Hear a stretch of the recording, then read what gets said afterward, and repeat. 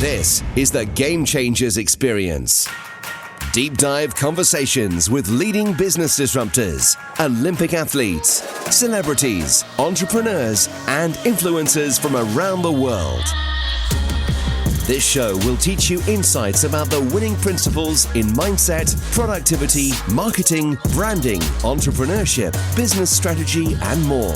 Hosted by Productivity Authority, business strategist, former elite athlete, author, and public speaker, Adam Strong. Hello, everybody, and welcome to the Game Changers Experience with myself, Adam Strong. And I have another fantastic guest here on the show. And we have the amazing queen of social media, Rachel Pedersen. Now, Rachel is an expert of all things social media. And I'm thinking about everything on social media, from TikTok to LinkedIn to Facebook, you name it, she's on it, right? She's a digital marketing strategist, and she loves working with entrepreneurs like you and me to create disruptive and creative campaigns to create exponential growth. Now, she also has shared the stages of the likes of Gary Vee, Russell Brunson, Dan Kennedy, just to mention a few. And she's also got a new book coming out called Unfiltered. She's a podcast host of the Social Media Secrets too. And what I love about Rachel is I love her authenticity. Now, listen, it's not easy to grow a business, and we share very similar core values. And that's what I love about her. And one of the things I also love about her is the fact that she can show vulnerability. And as leaders and as business leaders, you know, it's super important, especially from a human connection perspective. What she really cares about is single mums and also children. And again, that's something that I absolutely love about Rachel. And there's some things we're going to be talking about is all things TikTok, ladies and gentlemen. So we're going to be talking about TikTok. Just to let you know, by the way, for you guys that don't know, Rachel has over 1.1 million followers on TikTok, right?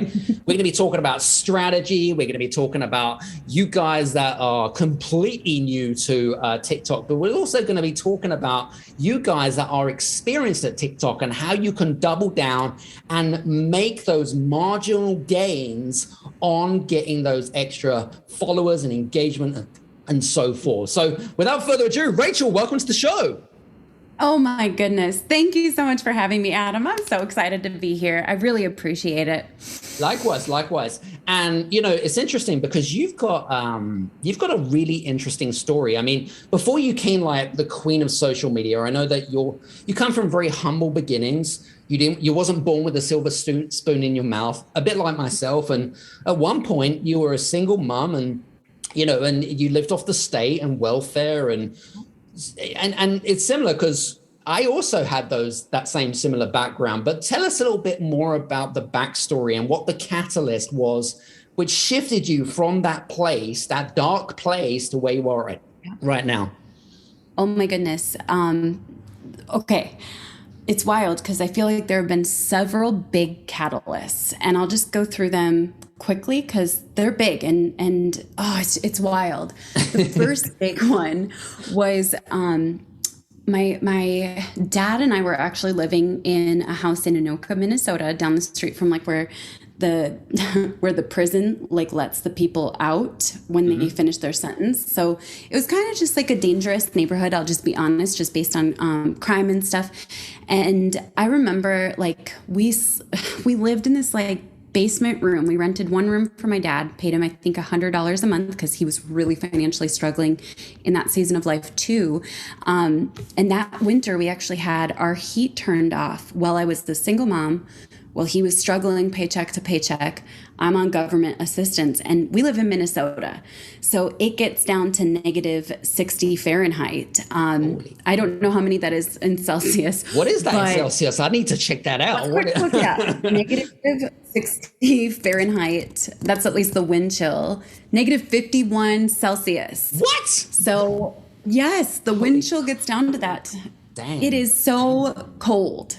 in Minnesota winters. And our heat got turned off. And whether or not that was legal, it did happen. And we were like, what do we do? So we opened up the oven because it was electric and let the heat come out from that. My dad's actually a prepper. So like a decade before, he had been prepping for maybe 2 decades before for Y2K. And he still had things like kerosene lamps and heaters. And he had tons of kerosene. And it was like a godsend in that season. He had heavy duty winter sleeping bags, so we put those on all the beds. And then he also had MREs from like leftover Army military supply shops. That's a ready to eat meal that you just rehydrate, reconstitute. And they're not yummy, but they're food. And so he had canned goods and all of those things. And you know what? In that season, so I journaled all through that season. I've journaled like pretty regularly since I was 11. And I wrote, this is never what life is going to look like again. And that was the first big catalyst. I was like, we got to figure something out. Just because we accidentally took a detour here by kind of not following the plan, we've got to figure something else out to get back on track. And so I literally went to hair school. It was a blessing. I'm just going to put that out there. It was a huge blessing to make it into hair school, graduated top of my class. And then there were 2 more big catalysts. So I'll go through them fast. The second big catalyst, because that got me out of welfare and out of what would have been a lifetime potentially in a system. Right. I graduated top of my class, got job offers from 4 of the 5 biggest salons in Minnesota. So 4 of the 5 I wanted, I got. And things started to change then. Second big catalyst, I was actually doing hair one day and a client came in and she said, can we hire you to do our social media? We need a marketing consultant. And I was like, yeah. So, I got $15 an hour. I was a marketing consultant and I was thrilled, absolutely thrilled. I was so happy. So that was the second big catalyst. But the third big catalyst, and this was huge, was actually I was, for a lot of my life, probably almost straight, not when I was pregnant, but from 19 to maybe 25 or 26 years old, I was an alcoholic. And that was really tough. I think 25. And that just had a huge impact on my ability to like wake up and be alert. And that's a pattern that was really prevalent in both of the families I come from. And so I realized if I don't want to end up like a lot of the family members who have it's ravished or ruined their lives, I have to make a change. And so I went sober cold turkey just over 7, I'm looking at the date, 7 years ago. And I haven't touched alcohol since. So those were the 3 big catalysts. That's insane. And it's interesting because, you've got your own podcast show and you've been on other podcasts and you don't really talk so much about like, your core roots really. Do you know what I mean? It's like we talk about, hey, what you specialize in and stuff, but it's always really interesting. I'd love to, it's interesting to learn about people's story because we all got our own story, right? Yes. Everyone has such a powerful story. Like I love getting to know people. I'm just sorry, this is like an off tangent, but I love getting to know people, really, really getting to know them. And I feel like it brings so much empathy, compassion, sympathy, and understanding of why they are the way that they are. And I don't always tell my story. It's funny because my team actually has been saying a lot lately, Rachel, you've got to share your story more. And for a long time, I've shied away from it. There's almost like 2 layers to the story. There's the part that I'm ready to talk about, and there's the deeper, really, really super messy stuff. And sometimes I don't share my story because I'm like, it is just so messy. Like, should we go down the list? Like this, there's this, there's this, there's this. And so there are times where I'm like, how do I explain to people that like, my life is nothing like what it was before. And so we just filmed up a 6-part docuseries about like what I'm ready to share from my backstory to finally like share it all in one place. Now, there are quite a few things I'm not ready to talk about. And I'm like, we'll get there, but maybe in a decade or 2 or 3. So yeah, but it is wild, isn't it? It sometimes can be hard to share. Do you experience that as well? I don't know about you, but it's also, I don't know about you, but I also go through the analogy of like, showing, I suppose it's kind of like that balance of showing vulnerability Do you know what I mean? And I feel like, you know, you have to show an element of vulnerability because it shows that you're human, you know, and I think it's so important. And people are attracted to people that can share real stories because, hey, we live in the real world, ladies and gentlemen. We're no one special, right? Just because, you know, we built a successful business, we're still human beings. We're not robots at the end. We still have thoughts and feelings. That's kind of my thought. So, yeah, that's a good point. Yes. Love it. It's interesting because I will say, like, with vulnerability, one thing, especially on TikTok, one thing I want to share real fast, and this is big, most people haven't gone viral on social media. The majority of business owners and even marketers haven't gone viral. And so with TikTok, what's very interesting is for a little while longer, every post still has the ability to go viral and reach suddenly a massive audience. Like, you could have one video take off overnight and gain 15,000 followers in a single night. But with the ability to suddenly reach so many people, you experience a little more other sides of the internet and a little more criticism, a little more hate. It's not worth being afraid of. It's because there's also incredible blessings and gifts and wonderful things that can come from it. But sometimes I think on TikTok, we almost have to wait until we're strong enough to share the struggle before we can do it. So yeah, that's such an interesting point. I think people do get freaked out about it a little bit, you know?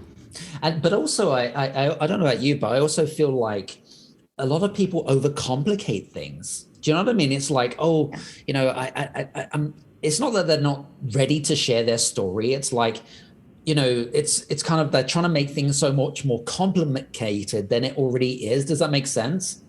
Mm-hmm. It's almost like, yeah, like they're trying to tell everything. And you can't do that in marketing easily. You kind of have to pick like one or two stories at a time to share, just a little bit at a time. And like for me to even share, you know, the general framework for my story, it was a 6-part docuseries. But that also could have been a 12-part docuseries. I think it's hard because we can't quite balance, like, how much do we put into a short video versus how much can I leave open to interpretation? True. I love it. Love it. Anyway, I want to get into the juicy stuff, right? The stuff that we love talking about, which is not just social media. I want to talk about TikTok more specifically because it's interesting.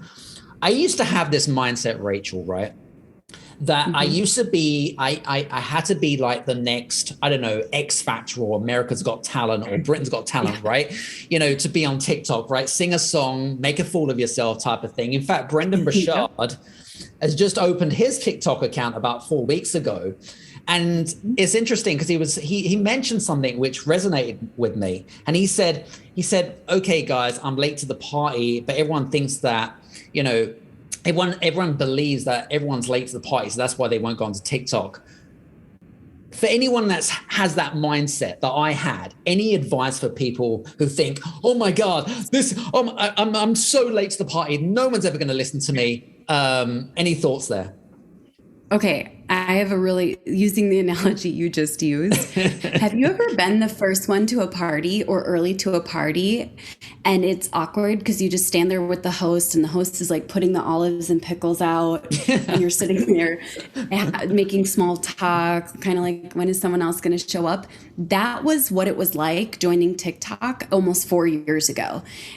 There weren't a lot of business owners. I mean, this was the first time I created content about being a social media manager, and people were like, "What's a social media manager?" And I was like, "Oh, I'm early to this party." So it's not always the best thing to be an early adopter. Russell Brunson once said you can identify the early adopters. It may have been someone else's quote, but you can identify the early adopters because they're face down in the mud with arrows in their back and everyone's walking over the top of them. And so a lot of people think they're late to the party, but they're actually arriving just on time, right when the fun begins. Business owners are, generally speaking, kind of averse to change and risk at times, or they are not necessarily wanting to take risks everywhere. Right. And TikTok still feels like a risk. They're uncertain. They don't know how it's going to go. So it's wild because most business owners aren't going to migrate there for probably 2 to 3 more years. So there's still an incredible opportunity if you're in business to get on TikTok because the consumers are there. Interesting. But I also, I believe there was a lot of false beliefs. I felt like before I joined TikTok, which was only 3 weeks ago, for full disclosure, listeners, by the way, Get 3 out. weeks, okay? Seriously, 3 to 4 weeks. So I might gain Rachel as a follower, by the way, from my little tiny amount of followers anyway. But it was interesting. I made a complete cowboy mistake of myself, right? So when I recorded my first TikTok video, right, there was no sound. I'm like, you're kidding me. That is complete cowboy mistakes and whatever it is. But I cut to the question, right? Which was I always felt like it was always going to appeal to just the young market, and my audience was never going to be there. But how has that changed over the last sort of 4 years since you joined, and has that changed dramatically? I mean, what's your thoughts on that? Well, it's changed dramatically. When I got on TikTok, you had to work hard to reach adults. Like you had to kind of work for it because it was mostly kids and teens on this platform. But today, actually over 30% of the user, let me just actually back up. There are nearly 1 billion monthly active users on TikTok currently. Wow. And that's excluding China, because China actually has a different app called Douyin. And so what's interesting is that doesn't even include one of the biggest, populations in the world. But what's really interesting is over 30% of the users on TikTok are over the age of 30. And over, at least according to the latest estimates, over 60% of the users on TikTok are over the age of 20. So it's had a dramatic increase in adults and people over the age of 18 over the last 4 years. And the time is now to really, really build and grow. Love it, love it, love it. Now, how is TikTok different from other platforms? Because I know I'm a big fan of LinkedIn, by the way. That's kind of like where I love to hang out, and that's evolving as a platform. But how is it kind of all different? Because I know that LinkedIn, for example, they only like you using, a limited amount of hashtags, 3 hashtags max normally in a post. Yes. But TikTok are completely different. How are they different in terms of the different social media platforms out there? Side note, I got to shout you out, Adam, because you actually looked at my LinkedIn profile. We rotate which platforms we focus on, and LinkedIn hasn't been a focus in a while. And Adam was so kind right before this, and you shared with me, you're like, Rachel, you have 2 broken links on your LinkedIn, and I won't by the time this goes live, but you really are on it on LinkedIn. So congrats. Thank you. Appreciate it. Yes. Okay, TikTok's interesting. Real fast, I want to make one point super clear. Some people, some personalities are outliers, meaning the rules don't apply to them in the same way. And it could be for whatever reason. And it could be because someone's really good looking. It could be because someone is a lot older than the age people would expect someone to be on TikTok crushing it and giving advice. It could be because someone's a celebrity, or it could be because TikTok picked someone and actually actively promoted them behind the scenes. So just because you see someone not following the best practices for TikTok doesn't mean you don't necessarily want to follow them. It just means they were an outlier. These are great best practices just in general. So you have a limited space for your caption, kind of like on Instagram. You got it. That's the text that you're writing, or let me rephrase that, and hashtags, and both have to fit into the same space. The amount of space you have is going to vary depending on when TikTok unlocks longer spaces for those 2 things in one for you. And there's no rhyme or reason to when they unlock bigger spaces, which is very interesting. So you're going to have somewhere between 150 and 500 characters to fit both your caption and your hashtags. Hashtags do not count in the comments. What's interesting is most people think, oh, I'm going to use the hashtags that describe who I am. But what you actually want to do is use hashtags that explain either or both what it is that you do and the people you want to reach and serve. So it's kind of a reversal. Instead of putting hashtag social media strategist, because that's going to attract social media strategists, I'd put hashtag small business owner, hashtag course creator, hashtag, or I would go ahead and create hashtags related to what I do. Hashtag maybe social media strategy, hashtag TikTok advice or TikTok tips. That's kind of how you want to play it. And both of them have to fit into that compact area. So with the caption, less is more. And with your hashtags, feel free to use a couple, load it up. I personally like to load it up, and it's worked very well for us consistently. Love it. Love it. Now, I know that we've only got a few more minutes to kind of like have fun, because this has been great. And I don't know about you guys, but this has been like a ball for me, right? So really quick, right? For those people that have just started out on TikTok and are just kind of like getting discouraged already, 5 quick tips for those guys to just revitalize them and give them some quick wins. All right. Number 1, focus more on your hooks, meaning the first 3 to 5 seconds of what it is that you say. But what most people don't realize is there's actually 3 places for hooks. So the first is what you say for the first couple seconds of your video. The second is the text on screen. And the third is actually you can put a hook in your caption. So you could have up to 3 hooks on every video as long as they all are true and none of them are bait and switch. Number 2, create mostly education-based content. So giving value, serving others, and really and truly following the format. Actually, this would be tip number 3. Follow the format of hook, value, and super short CTA, at least for your first 100 videos. So your hook should be a couple seconds and it should be compact a little bit. Number 2 is your value. That needs to be kind of bullet pointed, or people have to be able to take solid takeaways and be like, I learned this, and I learned this. And then your CTA can be as short as follow for more, or follow to learn about social media, etc. Okay, tip number 4 is do not judge yourself within your first 100 videos. Do your first 100 videos before you do any analytics. That's the first thing I recommend, because I didn't take off and I was figuring it out from scratch. I didn't take off probably until 1,000 videos. It took a little while because I was literally basically creating the blueprint for how businesses can succeed on TikTok.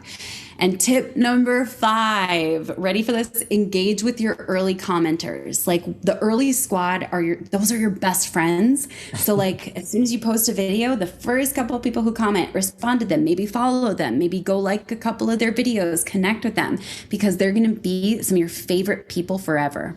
Love it, love it, love it. Now, guys, I hope that you've enjoyed today's show, because I know that Rachel's got to shoot. But Rachel, before you go, what is the best way for people to connect with you if they have any further questions around TikTok and stuff? I know that you have a whole pool of resources and a whole team, but what's the best advice?